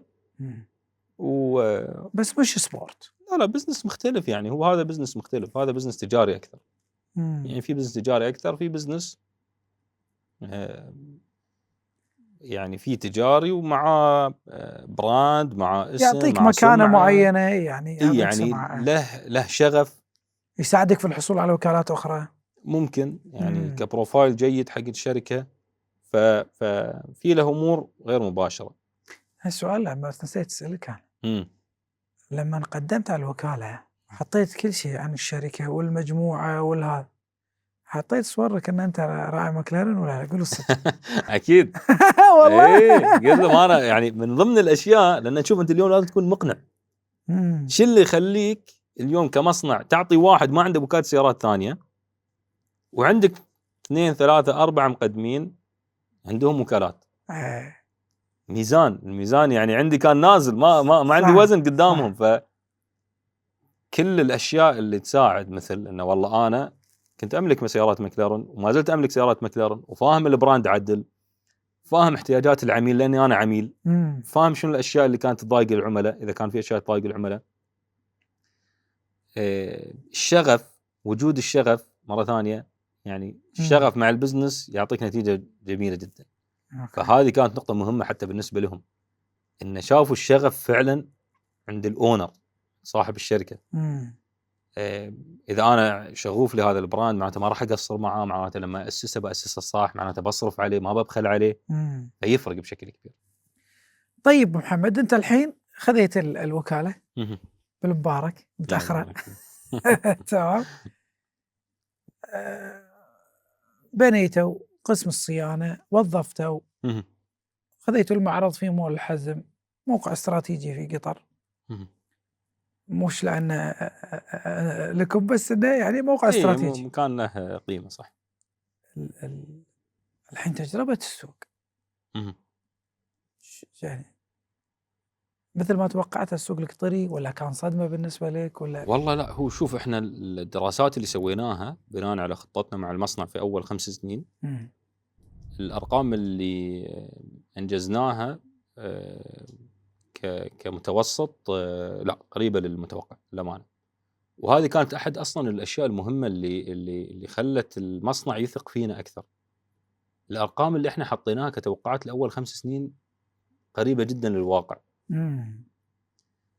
فطبعا هذا صار بناء على معلومات موجودة عندنا في السوق، وبناء لاختلاطنا في مجتمع سيارات السوبر كار. احنا نعرف احنا المكلارن شو اللي نقدر نسويه في بالموديلات اللي موجودة وكذا، لأن تعرف تغيير الموديلات وايد يفرق معك. بعدين سنة نزل موديل جديد مبيعاتك تطلع تنزل بعدين كذا. معلش نتكلم بصراحة يعني أكيد بدون أكيد. ما نقصد احنا لساعة للوكالة، لكن في المجتمع القطري لما تسأل تقول المكلارن يقول لك سيارة قوية تحبها أموت فيها. تكلم عن هواة سيارات سبورت، صح، أموت فيها. تشتري، أنا أكلمك عن اللي في ناس شروا، خلاص أكلمك اللي ما شرى. شنو اللي كانت الأشياء اللي تخليه يحس ليش ما يشتري؟ شرى سيارات جنبها شابه. يقول أنا سعر ما بعد البيع يقل واجد. صحيح. هذه يعني سمعتها من أكثر من شخص. شوف هذه صارت الله يسلمك بشكل بسيط جدا. ليش صارت؟ أنت عندك في الدول الخليج صار في تغيير للوكلاء في نفس الوقت لأكثر من وكيل، اللي هو وكيل الدوحة عندنا، وكالة الإمارات اللي هي لاعب كبير في السوق المستعمل. فترة الانتقال لما صار خبر أن الوكالة بتتغير من وكيل إلى وكيل، صار في تخوف كبير عند الملاك اللي كان عندهم المكلارن في وقتها، والكل باع السيارات برخيص. ليش؟ لأن شنو اللي كان الكلام في السوق؟ والله الحين هذه السيارة بعد كم شهر ما في مكان تبدل لها زيت مثلا، تبدل لها الآي، تقعد بدون وكيل. تقعد بدون وكيل. فسبب لك ضربة في السوق المستعمل. يعني إذا السوق كان تخسر خلينا نقول 20% في أول سنة في المكلارن وغيرها من السيارات، من 15 إلى 20% اللي هو المعدل الطبيعي، المكلارن نزلت أكثر لأنه صار في تخوف، الكل يبي يبيع. التجار استغلوا هذه النقطة عشان يشترون سيارات برخيص. وين الحين تشتري بتبيع السيارة الحين اليوم أنا بعطيك هالسعر، بكرة بتقول لي ما في وكيل بعطيك أقل منه ب100,000. صار نزيل إضافي للسيارات. بالإضافة الوكلاء اللي كانوا موجودين في الدولتين اللي هو أكبر سوقين ممكن في الخليج، قطر والإمارات، في نفس الوقت انتقال الوكيل الجديد، الوكيل القديم عنده ستوك من السيارات اللي كانت موجودة عنده اللي كان يشتغل فيها. أوكي. فلأنه بيطلع من الوكالة، فخلاص شنو الحل اللي يسويه؟ إنه يسيل هذه الأموال اللي عنده. الستوك اللي عنده انباع بسعر أقل من سعر السوق عشان خلاص هو بسرعة بيطلع من الموضوع، مش مفكر في الربحية في السيارة، لأن الوكالة مش باسمه الحين. هذا سبب لك نزلة في السوق، التعافي منها مش سريع. أنت اليوم لما ينزل سعر السوق كامل ينزل، مش في يوم وليلة. أنت لو أشطر واحد يوم وليلة ما تقدر ترفع مرة ثانية. صح. فهذا الشيء صار عندنا في 2020 21 22 لين ما الحمد لله بدينا احنا نحافظ تعاون مع المصنع، استراتيجية لكل المنطقة بالتعاون مع كل الوكلاء.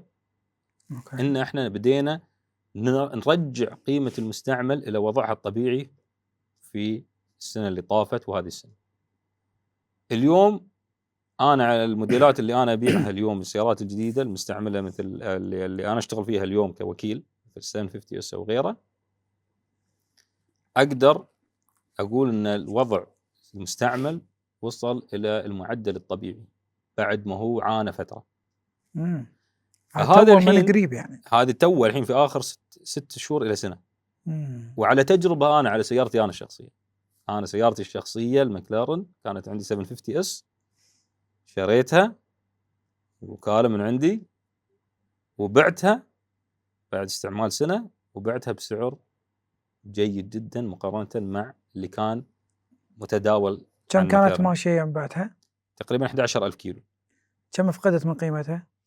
تتكلم تقريبا على تمت عندي أكثر من سنة وماشي 11,000 كيلو 15%، 15 إلى 20%. والله. وأنا كنت سمح في البيعة ترى، لأن راعي السيارة اللي شراها من عندي يعني أخ عزيز وغالي ويستاهل كل خير. حلو. وما يعني ما شديت معاه في الأسعار وايد، وقال لي السعر فلان، قلت له خلاص تم. حلو. إذا كان واحد ثاني بعد بيكون السعر أفضل. فأنت اليوم لما توصل لهذه المرحلة، أن أنت اليوم صارت قيمة السيارة في أول سنة تنزل 20% لين 20%، هذا الوضع الطبيعي لأي سيارة في سواء كانت من أي من المنافسين الثانيين. طبعا في لحن مجال أنه يكون وضع أفضل من ناحية سرعة البيع، احنا قاعدين نشتغل عليه، سرعة تداول السيارة، لأن أنت عندك السعر شيء وعندك سرعة التداول شيء ثاني. يعني ممكن أنا عشان أبيع المكلارن ممكن تقعد عندي شهر إذا أبي أبيعها مستعملة.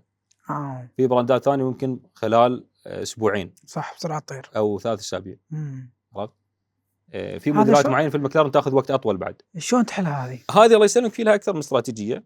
طبعا منها أنك تخصص رأس مال تجارة في السيارات المستعملة، واللي احنا اشتغلنا فيها السنة اللي طافت ونجحنا فيها. حركنا أكثر من 16 سيارة مستعملة. أنت تشتري وأنت تبيع. إيه، احنا نشتري ونحطها مش ربح ونبيع. أنت تنطر ما عندك مشكلة، بس العميل بسرعة بقى. عشان العميل بسرعة يطلع من يعني يقدر يبيع السيارة بشكل سريع. راح تستمر في هذه البوليسي يعني؟ إيه طبعا احنا وقفناها لفترة يعني بسيطه.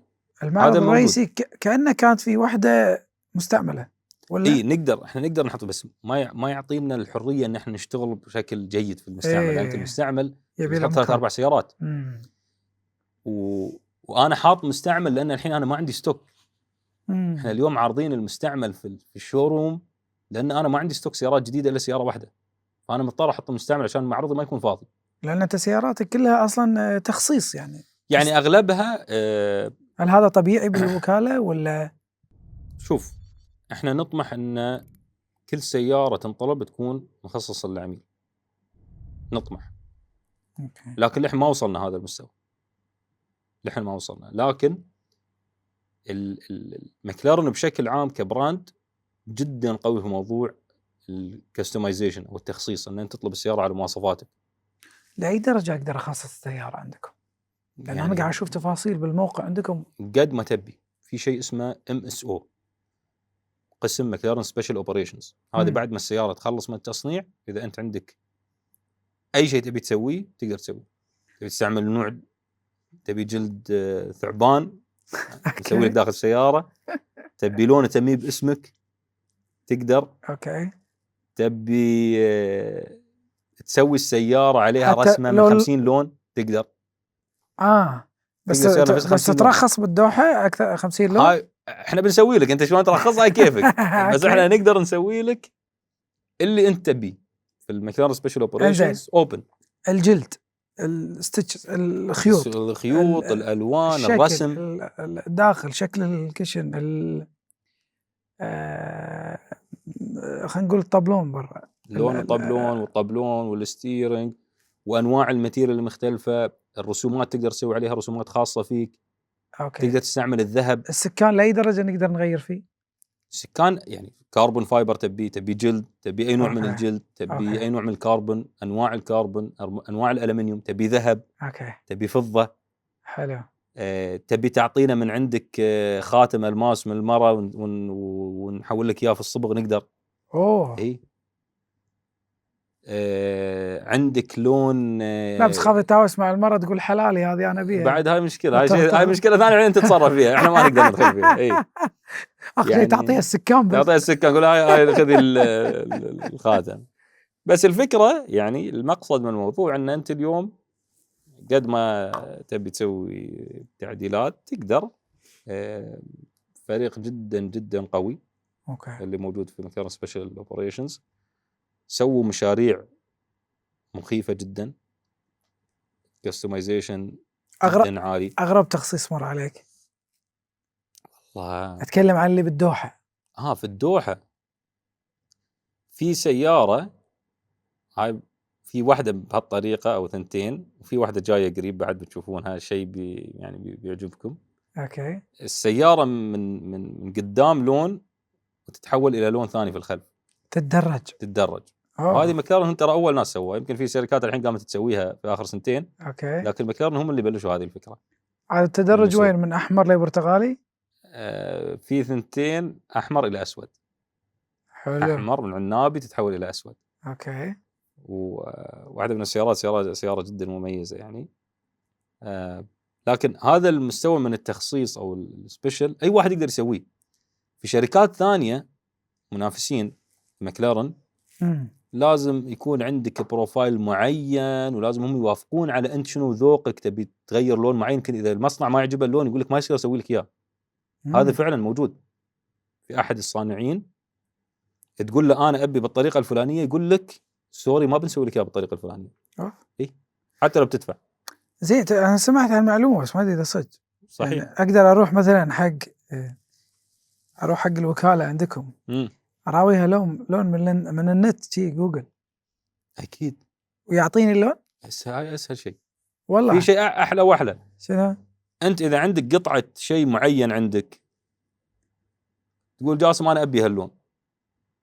شيء تذكاري عندك مهم. أوكي. حد قدم لك هدية معينة غالية عليك. أوكي. تعطيني إياها. بس لازم نرسلها للمصنع. نرسلها للمصنع عشان يسوون لك نفسها بالضبط. سواء اللون فوق هاي يقدرون يسوون اللون باسمك أنت، تكون حصري لك.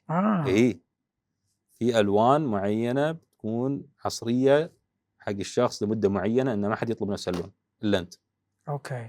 بناء على ان انت طورت هذا اللون مع المصنع. ف يعني هذه الامور كلها ما كانت متوفره في المنافسين اللي موجودين، وبالسلاسه اللي موجوده عندنا، ان انت والله ما اعطيك وايد شروط. يعني في مرات يقول لك لا لازم تطلب اوبشنات خاصه بقيمه مليون ريال عشان انا اكلمك، غير هاي انا ما راح اتكلم معك. شركات شي تتعامل. اوكي. ماكلارن تبي تسوي شيء ممكن قيمته تكون $5000، في النهايه تبي تسوي شيء سبيشل لك، تبي تحط اسمك على الكرسي، بنسوي لك اياه. فهذه نقطه جدا يعني جدا حلوه في زين. موضوع صيانه السيارات بشكل عام السوق قبل ماكلارن في سمعه دارجه، يعني ان الصيانه كلها نصبه بنصب، يلبسك بقطعه انت ما تبيها او يبدل لك قطعه اصلا ما تم اهلاكها الاهلاك الكامل، 10% بس 20%. اللي قاعد يصير داخل انا ما ادري عنه. انا اسلم السياره ومفروض اني اثق بالصيانه، بس نسمع عن حالات من النصب من الموضوع هذا. في ناس يشتغل بشكل يعني جيد على توصيات المصنع. احنا نقول دائما مرجعك توصيات المصنع. اذا المصنع يقول لك بدل هذه القطعه بعد استهلاك 70% او 80%، انت هذا اللي تمشي عليه. بس غلط ان انت المصنع يقول لك بدل بعد 70% من الاستهلاك، وانت اقترح على الزبون يبدل بعد 20% من الاستهلاك. وهذه شغله نشوفها. العميل كيف يكتشف هالموضوع؟ شوف، هو صعب. لازم يعني الامانه، يعني هي في النهايه لازم يكون في جزء من الامانه في الشغل. لازم يكون الشركات يكون عندها لا اكيد، بس تحريص على هالموضوع، على الاداره، على كذا، انه في شيء معين لازم ما نتجاوزه. صح، أنا ما اتكلم على الوكيل، انا اتكلم على العميل. العميل يعني صعب. شلون يعني انا اقول لك صعب، تبي صراحه صعب ان العميل يقدر يحاجج الوكالات في هذا الموضوع. الموضوع مش في يد العميل 100%. في اشياء واضحه، مثل نقول البريك، السفايف، في لها ماركينج عليها اصلا، يكون مكتوب ان المينيمم اقل كثافه هالكثر مليمتر. تقدر انت تروح اي محل وتقول له قيس لي. اوكي. طبعا احنا لما نقول هالكلام مش معناته ان ترى الوكالات في الدوحه كلها قاعد تنصب وتسوي، لا يعني بس انا اقول احنا هذا الكلام اللي من يعني هذا الكلام اللي منتشر، واكيد انه ما في، مثل ما تقول، ما في دخان بدون نار. لا بس يعني ممكن يكون سمعه فقط، بس ماكو شيء. ممكن بس يعني احنا قاعد يعني ممكن ليش هذه السمعه موجوده، وكيف ممكن ولو موجوده بالسوق. بنتكلم بشكل عام او اكثر شيء خلينا نتكلم بالسوق الخليجي. قد تكون موجوده. يعني واحد شلون الواحد يتاكد؟ هو يعني انت الواحد اذا عندك خبره ميكانيكيه بسيطه في بعض الامور الاستهلاكيه ممكن تبين. الرجوع لكتيب المصنع جدا يساعد. والحمد لله الوكالات هنا اغلبها تمشي على توصيات المصانع. يعني حتى مرات هو المصنع ممكن يكون شوي حذر بزياده، الزبون ما يشوفها بهالطريقه. هذه بعد نقطه. هو في اشياء تقديريه، في اشياء مش صح وغلط. ما في صح وغلط. انت كزبون ممكن تشوف انه غلط. انت ليش يا وكيل ليش تقول لي ابدل؟ انت نصاب.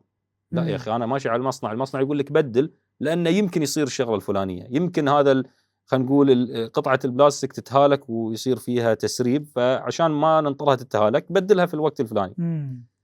فبعد غلط ان الزبون او العميل يصير هو يعلم الوكاله شو تسوي، لان نتيجتها هذه انه ممكن يسبب لك حوادث او مشاكل اكبر في المستقبل. انت تقول لا تبدل، وانا اقول لك بدل، بعدها تقول لي اوف والله ماكينتي ضربت. ليش ضربت؟ والله لا انا قلت لك لا تبدل الشغله الفلانيه وانت قلت لي بدل، صار اختلاف. فهو موضوع مش ما له اجابه. خلينا نقول والله هاي المشكله وهذه اجابتها، او هذه المشكله وهذه الحل. زين، هل في طرق ثانيه ابو محمد ممكن ان احنا، او ممكن يعني احنا عشان احنا النصب على الناس فيها؟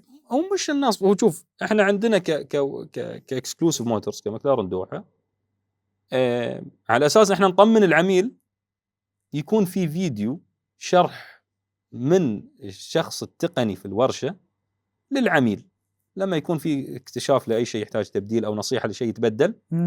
يتم تصوير فيديو باثبات بدليل يعني نحاول قد ما نقدر، طبعا مش في كل الحالات لان في اشياء ما لها طريقه ان نثبتها بالفيديو، مثل تهالك قطع البلاستيك او الامور هذه كلها، هذه لها عمر معين من المصنع يبين عندنا مثلا هذه القطع وقت التبديل. لكن على سبيل المثال اذا تاير انا اقول لك لازم تبدله، زين على اي اساس تبدل التواير؟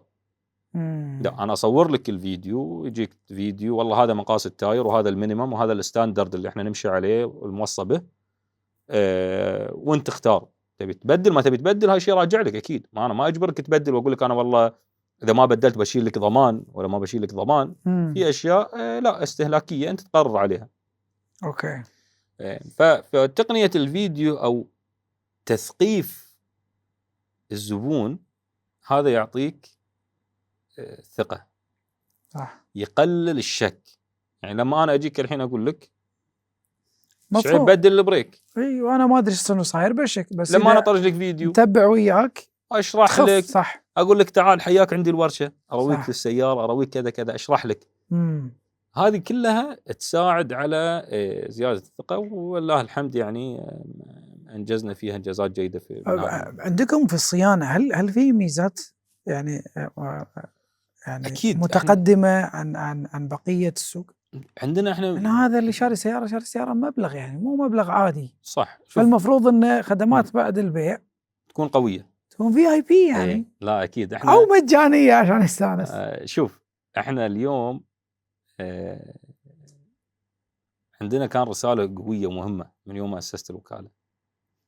انا فتحت ورشه الصيانه قبل ما افتح معرضي، كان في سبب. انا ما سويت هذا الشيء عبث. ليش؟ انا استثمرت وحطيت اسرع مقاول وتابعت المقاول وضغطت واستثمرت اكثر في الورشه عشان افتحها قبل ما افتح الشوروم. هذه رساله ان احنا اهتمامنا فيما بعد البيع اكثر من البيع نفسه. لما انا ركزت اني انا افتح الورشه بسرعه قبل ما انا افتح الشوروم او المعرض، انا قاعد اوصل رساله للزبون ان انا يا زبون وكيل ماكلارن الجديد قاعد يشوف ما بعد البيع قبل البيع. عرفت؟ وهذا شيء نادر تحصله، نادر تحصل. هو الزبون يعني يدور السيرفس، يدور الشخص اللي يهتم فيما بعد البيع. الاكثر يركز في البيع وبعدين ان شاء الله بتشوف ما بعد البيع. يعني كوكاله كبزنس يعني يقول لك بيع وبعدين اهتم في الزبون. لا انا قاعد اهتم في الزبون قبل ما ابيع له اصلا. اوكي. فهذه نقطه مهمه. ثاني شغله طبعا احنا عندنا اللي هو التقييم المستمر للاعمال اللي تصير في الورشه من قبل المصنع. هذا يعني يوصل نموذج تقييم كل سياره تدخل الورشه، اول ما تطلع يوصل ايميل لصاحب السياره لتقييم الوكيل. ولله الحمد احنا وصلنا الى مرحله 100% عن رضا العملاء والله في سنه، يعني السنه اللي طافت الحمد لله. ولين اليوم تقريبا بيجينا التقرير خلال الكم اسبوع اللي جاي، لكن ان شاء الله ما نزل تحت 99%. ما شاء الله. اي احنا هذا هدف، احنا هدفنا دائما انا اقول لهم 100%. والله ويمكن الشباب عندي يعني او الفريق اللي عندي يمكن شوي يحسني انا مبالغ في هالموضوع، بس انا لاني جدي في لما انا اقول انا ابي الكاستمر سيرفيس يكون رقم واحد. رقم واحد يعني 100% مش 95% بالنسبه لي. اوكي. فهذا اللي احنا نطمح له. والله انا تقييمي للحلقه بعد 100%. يا سلام. لأنه بصراحة يعني أنا معجب جدا في صراحتك. يعني إيه لا شوف الواحد يعني لازم يكون صريح، يعني مو معطيني جو الوكيل اللي جاي يسوق سيارته. لا احنا التسويق وما تسويق هاي كل قسم مثل ما تقول له شغله له دوره. انا علي ان انا اتكلم بشكل شفاف، لان انت اليوم قاعد تقابل جاسم العمادي كشخص. صح. دائما لازم الواحد يعني يعكس صوره جيده عن شغله وعن هذه، لكن يكون في مصداقيه تامه. يعني لا طبعا مصداقيه فوق كل شيء. وبعدين اليوم البزنس تغير عن قبل. يعني في كثير قبل انه يقول لك لازم ما تقول هالشيء وقول هالشيء، لا تطلع اسرار الشغل، طلع هالشيء تكلم فيه. انا انسان يعني انظر للبزنس بشريك يعني بطريقه مختلفه 100%. شلون؟ يعني البزنس انا انظر له بطريقه واقعيه مبسطه جدا. ما اهول الموضوع بزياده. بزنس، انا وكيل سيارات، انا كذا اشتري سيارات وابيعها واسوي سيرفيس. ترى يعني الموضوع لا ياخذ اكبر من حجمه، ما في خلطات سريه في البزنس، في اتقان في العمل، في عندك افكار حلوه، هذه كلها اوكي، متابعة، في متابعه كذا، هذه كلها اساليب لاداره البزنس. فما في فائده ان انا اليوم في اسئله معينه احاول ابين شيء معين او شيء ما ابينه، لا اكيد انا امشي على الواقع اللي موجود، والمكان اللي انا عندي ضعف فيه اقول احنا عندنا الضعف الفلاني في الشغله الفلانيه، وعندنا الشغله الفلانيه احنا زينين فيها ونبي نطور في الشغله الفلانيه، وهذه الشغله اللي احنا شغالين فيها عدل نبي نزيد منها، والشغله اللي في عندنا مجال ان نحسن فيها نقول عادي احنا نبي نحسن. يعني مثل ما تكلمنا على موضوع ما بعد البيع، السعر ما بعد البيع، ما قلت لك لا والله المكلارن احسن سياره بعد البيع المستعمل. هل انا صادق مع نفسي لما اقول هالكلام؟ لا. هل هذا بيضر ان انا اقول ان لا والله فعلا هذه كانت مشكله واحنا الحين قاعدين نحلها وهذه استراتيجيه اللي حاطينها عشان نحلها؟ بالعكس ما يضر. يعني هل هذا بيغير الواقع؟ هل انا الحين لو قلت كلمه ان المكلارن سعر السوق مستعمل ممتاز وهاي اشاعات وهاي اشاعات، هل هذا يعني معناته الناس خلاص بتسكر عينها وما صح. راح تفتح؟ الحين واحد يفتح المواقع في دقيقتين صح. يطلع اسعار السيارات. لا، وحتى اصلا اليوم جزء من الماركتينج هو المصداقيه، طبعا انك تكون مصداقيه يعني والوضوح مع الزبون، ولا يعني ما في احسن من هذا. انا سعيد جدا باللقاء، بس عساك. قبل ما اخليك تمشي ببالي سؤال. قول لي. التنين الصيني اها ما نقدر اليوم نتكلم عن السيارات بدون ما نتكلم عن الهجوم الصيني واكتساحه للسوق العالمي بمختلف البراندات والماركات، وكل يوم طالعين لنا بشيء جديد. يعني آخر شيء سيارة تمشي على 3 تواير ترفع التاير على أساس والله لا يبنشر ولا مش عارف إيش. لأي درجة هو خطر عليكم بكل صراحة كمكلارن كسيارة رياضية؟ هذا الكهربائي لأي درجة اليوم خطر عليك؟ بعد سؤال غير انه صيني، بعد هم موضوع الكهربائي. والله شوف، تبي الصراحة ما أشوف إنه في أي خطر حاليا، ولا في ال5 إلى 10 سنين الجاية. بس هم طلعوا سيايير سبورت. أنت ما تقدر تبني براند من لا شيء، ما تقدر تبني تاريخ بدون تاريخ. في أشياء مش موجودة، في أشياء اليوم أنت عشان تدخل في الفورمولا 1 وتحقق إنجازات ويصير لك ريكورد ويصير لك هاي، تبي لك 50-60 سنة عشان تبدأ تتكلم في هالقصص. بس هم قفزاتهم سريعة، قفزة سريعة، بس مش كل شيء سريع له قيمة، ما يعطيك القيمة اللي هاي. ممكن أنت جزء معين يقدرون يغطونه، تجربة. هل البراند بيقدرون يغطونه في هالسرعة؟ ما أتوقع. قيمة البراند، لأن أنت اليوم لما تتكلم عن السيارات هذه الخارقة، جزء كبير من قيمتها في البراند، في القصة، في فكرة الهاند ميد اللي هو أصلا يبتعدون عنه، في العمر، في العمق، في قصة المؤسس اللي توفى وهو يجرب سيارته في السباق الفلاني وكان عنده حلم فلاني في السيارة. هذه كلها يعني هذه هي القيمة اللي موجودة اليوم في البراندات اللي احنا نتكلم عنها. بس انت ما تتكلم في السيارات الاستعمال اليومي موجودة اليوم، ما يحتاج أنا أتكلم عنها، موجودة السيارات الصينية مكتسحة قاعد تنتشر. أنا شخصيا كجاسم حتى في سيارات الاستعمال اليومي لحن ما شفت القيمة يعني ما حصلت شيء إضافة، ما شفت شيء جديد على، يعني هو سعره أقل وهو كمنتج أقل بعد. ما أشوف مواصفات، ترى تكنولوجيا وشاشة كبيرة وهاي مش هو السيارة يعني. يعني أنا مرات لما أجرب سيارة بعد أبي شوي مثلا عزم في السيارة، زين إذا أنا عندي أحسن شاشات وما عندي عزم. بس هم عندهم سيايير فيها عزم بس ما يعني أنا أقول لك أنا شخصيا كجاسم حاولت إني آخذ سيارة صينية. إيش رأيك؟ إيش رأيك بهالمعلومة كسيارة استعمال يومي؟ كنت باخذ سيارة تكون سيارتي يعني سيارة ثانية أجربها تكون كسيارة يعني سيارة سبورت ولا سيارة لا عادية؟ سيارة استعمال. لا أنا أتكلم في عالم سبورت. ما جربت، ما فكرت. سبورت جربت بس ولا 1% من الاكسبيرينس. جربت سيارة من السيارات الصينية اللي الحين عليها طق نعل على قولتهم الضرب ويجيبونها من يمين ويسار بأي طريقة وسبورت وفيها فوق 1000 حصان. ليش ما عجبتك؟ ما في اكسبيرينس، ما في هاي سالفة إن أنا كل شيء عندي فلات وكله شاشة وسكان غريب والريس جي فجأة بدون ما تحس بالماكينة وبدون ما تحس بالصوت مش هذا الشيء اللي انا ادوره في سياره سبورت. يقدر يحط اوبشن الصوت، سهله يحطوا لك اوبشن صوت. بعد انا قاعد لما انا عارف ان هذا الصوت مو بصح عقليا ما راح استمتع فيه. بس هي كهربائيه ولا؟ اي كانت كهربائيه هذا اللي جرب. اي أوكي. كانت كهربائيه. لا انا قوية. اتكلم على غير الكهربائيه. الحين ما في شيء، الحين ما في شيء. يعني بس لو نزل ممكن ينافس ولا هم ما يقدرون بيكون ينافسون عنده بغير شوف. الكهربائي؟ لا يقدر ينافس بغير الكهربائي يقدر. بس ما يقدر ينافس انه يبيع سياره ب1.5 مليون و2 مليون ريال. ما يقدر. هو فكرته الناس حبته لانه هو سعره مناسب صح. مقارنه مع المواصفات. فهو في هذاك المجال بينافس وبيكون قوي.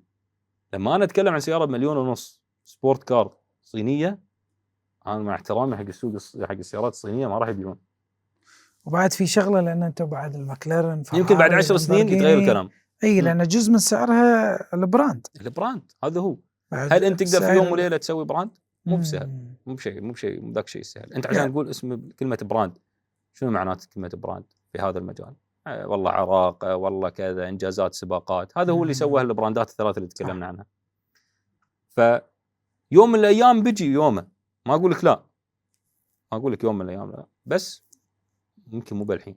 يعني شوف انت الايطاليين على سبيل المثال، شنو تخصصهم في صناعه السيارات العاديه؟ ما عندهم مصانع سيارات عاديه يعني كبيره وكذا. مش تخصصهم مثل الالماني، لكن لين اليوم هم منافسين في سيارات السبورت والسوبر كار. لأنه براند ما تقدر تحصل هالشيء في مكان ثاني. عرفت؟ فأتوقع المسألة مش وايد سهلة. مش كمية فلوس ولا تكنولوجيا. هي فيها أشياء ايموشنال، فيها تعلق مع البراند، فيها شيء انت شفته وانت صغير في فيلم. حالا شفت لامبورغيني في فيلم معين وانت عمرك 10 سنين في كرتون كذا، حسيت ان انت هذا الشيء تبيه في المستقبل. هذا بعد شيء ترى مهم بالنسبه للمكلارن. بما ان ذكرنا عن النقطه ان مكلارن ما كانت تسوي سيارات شارع من السبعينات والستينات وكذا، فما تشكلت هذه الصوره النمطيه عند الاطفال ان اللي الحين اليوم صاروا كبار. في ذاك الوقت ان المكلارن هذه هي السياره اللي انا ابيها، لان كانوا بس سباقات في ذاك الوقت. او ما صدف شافوها بالاشاره. اكيد بالضبط. كانوا يشوفون لامبورغيني وفراري واستون مارتن وكذا والسيارات العريقه اللي موجوده في الشارع، فكان يحلم فيها. اوف يوم من الايام انا بشتري هالسياره. بعدين هذاك صار مدير بنك، صار مدير الشيء الفلانيه، صار عنده القدره انه يشتري. وانتاج الافلام مؤثر جدا. عنده ارتباط، عنده ارتباط بهالشيء، عنده شيء يربطه مع الماضي ومع يوم كان صغير. مكلارن بدأت تشكل هذه الفكره خلينا نقول في 2010، الجيل الصاعد الحين. يعني المفروض الحين الجيل الجاي نفس اللي انا فكرت فيه في المكلارن وشفته في الشارع يكون نفس ان شاء الله التفكير. طيب محمد، قبل لا تمشي، اقل او اكثر سياره بشكل عام، يعني مو شرط مكلارن، اكثر سياره تحسها مظلومه، يعني الناس مو معطينها حقها غير المكلارن؟ لان المكلارن دائما نشوفه مظلومه. انا ادري انك بتقول لي كذي، انا بشوف سيارات من ناحيه السبورت كار. والله هالسؤال صعب. مو شرط سبورت كار، يعني حتى سياره يعني فور ويت، سياره صالون في سوقنا ولا بشكل عام؟ سوقنا الخليجي نتكلم، تحسها مظلومه، حرام، ما حد مقدرها. يعني في اكثر من سياره. يعني مثلا انا احس مثلا على سبيل المثال، طبعا هاي شيء معين، بس الاودي مثلا الار اس كيو 8 ار اس كيو 8 مش اي موديل، مو الكيو 8 ار اس كيو 8. اوكي هذه سياره جميله وقويه وفيها اداء وفيها كل شيء، بس مظلومه. يعني ما لها سوق كلش. ما لها سوق. خفيف جدا، مع ان الوكيل زين وسمعته زينه زين. سياره تحلم بامتلاكها؟ مكلارن اف 1 جي تي ار. والله اف 1 جي تي ار.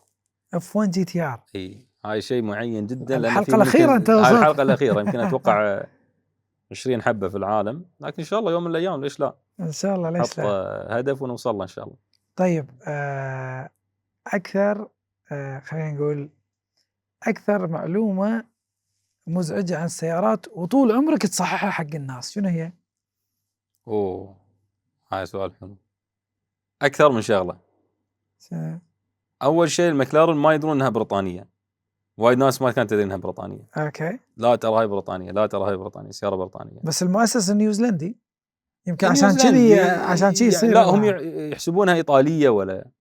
اوكي، بعد إيه. الاسم شوي يلعب دور اي يعني الى ما حد ما. هذه نوعا ما من المعلومات المهمه. ومعلومه ثانيه دعت دائما ان المكلارن مالت سباقات بس حق السباقات، صح. مكلارن يعني حق الكل.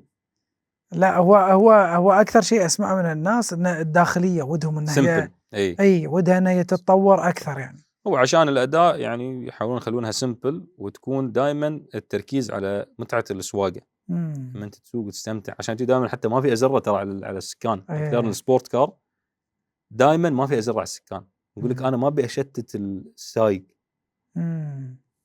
تبي تطول تقصر بعدين تسوق تركز في السواقه، اوكي ما تفكر بشيء ثاني. اوكي. وهاي دائما كان اللي هو الفكره. لكن اكيد هل راح تتغير؟ انا اتوقع تتغير. انا ما شفت، شوف هذه النقطه ما شفتها.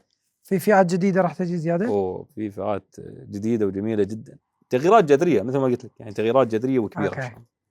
جاسم محمد العماد، الله يعطيك العافيه. الله يعافيك. اتمنى لك التوفيق في وكاله مكلارن. الله يجزاك خير. مشكور على جيتك، سهرناك معنا. لا الامور طيب ان شاء الله، استمتعنا والله وايد معك. حبيبي ابرك الساعات، اتمنى لكم كل خير. الله يجزاك خير. في كلمه اخيره ولا تبي فرقاي؟ خالصين. الله يعطيك العافيه.